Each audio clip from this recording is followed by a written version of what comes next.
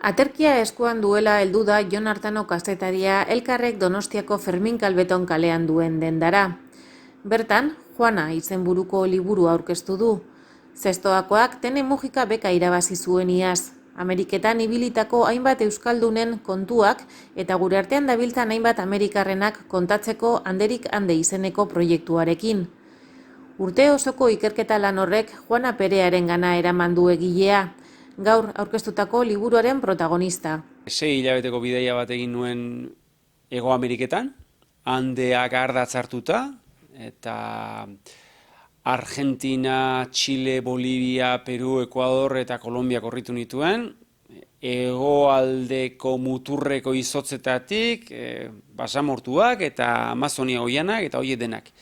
Eta lekuan bertan aurrez begiz jotako historiak bilduz joan nintzen eta bidean aurrera egin ala topatzen nituenak ere bai. Eta Kolombia ezin zen azken geralekua, eta Kolombiaz hausnartu nuen segurazko gutxien bidaia baino lehenago, ondoen ezagutzen nuen herrialdea zelako 3 urte egon nintzen handa, ez nuen kezkarik, banekien historioren bat aterako zela. Horregatik ez nuen radarrean Juanarena, nik oroitzen nintzen historia zerbait, baina ez nuen begiz jota, beste historia batzu nituen. Baina, ekaina hasieran ara egin nuen sartu irten baten, aipatu zidaten, akordatzen naiz, 5. karreran, kafe txiki baten 2 lagunekin, batek aipatu zidan, eta begiratu azkarra bat egin nuen Googleen, eta irakurri nituen hiruzpalau datu emakume horrenak, Juana Perearenak, eta aluzinatu egin nuen, pentsatu nuen, zein da emakumeo, zein izan zen?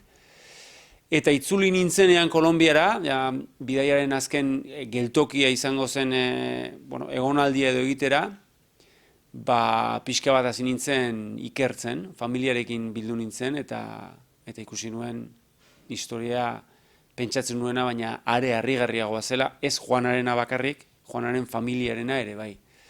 Eta gainera, historia hori kontatzeko harribitxi bat aurkitu nuen. Juanaren izebak, bere haurtzaroko kontuak bilduz, idatzitako oroitzapen liburu bat, biografia familiar bat, para los nietos jarri zion, bilobentzat litzateke, eta da, familiako gazteenek, familiaren historia ezagutzeko, berak idatzitako liburu mardul bat.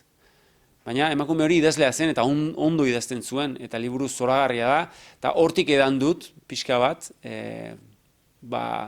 Pereatarren, Perea Sasiaindarren historia biltzeko, batetik hori egin dut, eta bestetikan, Juana Perearen biografia ere ikertu dut, nolakoa zen bera, zer egin zuen bizitzan, zerk eraman zuen Kolonbiara, nondik ibili zen, eta zergatik erahil zuten. Juana oso noizbehinka sortzen diren pertsona horietako bat zen. Ausartek baldin bada, eta ekimen handikoa. Nerabetan etxetik alde egin zuen Karibera, itsasoa ezagutu nahi zuelako, urpekari profesional bihurtu zen, belaontziko kapitain ibili zen, Karibe guztia zeharkatu zuen, Afganistanen ibili zen gerran, ikusentzunezkoetan ere aritu zen, eta bere erretiroa prestatzeko, hotel bat eraikitzen ari zen ozeano barean. Baina han ere etzen eskuak antxumatuta geratu. Ingurugiroaren defentsan nabarmendu zen, eta gizartea bultzatzeko eta kohesionatzeko lanean aritu zen etengabe. Horrelakoa zelako Juana, bere senide batek esaten duen bezala, urakan bat zen. Eta agian gehiegin nabarmendu zelako eta ezeri beldurrik ez zuelako, Kolonbiako bazter hartan agintzen dutenak erail egin zuten. 2 plano dira, baina familiarenak atarian edo kontatu dut, eta gero zentratu naiz Juanarenean.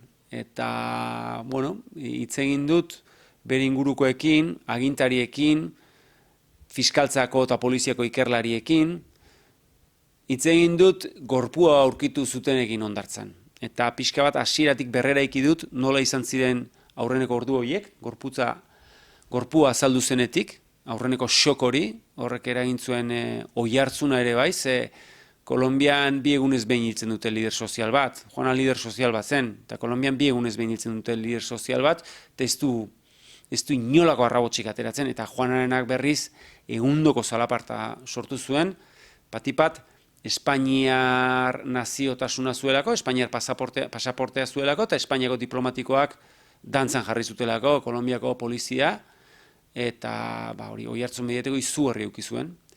Eta ahalegindu naiz, lekura bertara joan da eta ikerketako agiriak aztertuta, ulertzen zergatik, nork, nola, noiz eta ze baldintzaten erailtzuten. Eta zer gertatu zen erailketa horren aurreko egunetan. Hori berrera ikitzen ahalegindu naiz. Elkarrizketetan oinarrituta, elkarrizketa asko daude oinarrian, eta gero ordu asko, dokumentuak ikertzen, eta dokumentu horiek ekoitzi dituztenekin elkarrizketak izaten. Eta bai, kazetaritza lan bada, ez fikziozko lan bat da, baina literaturak ematen dituen trikimailuez edo baliatu naiz, entretenegarri egiteko. Nirea ez da fiskaltzaren txostena bezain lehorra, nireak antz gehiago du, edo baditu behintzat ñabardura batzuk, ez dakit, novela beltzedetik hartu daitezkeenak adibidez.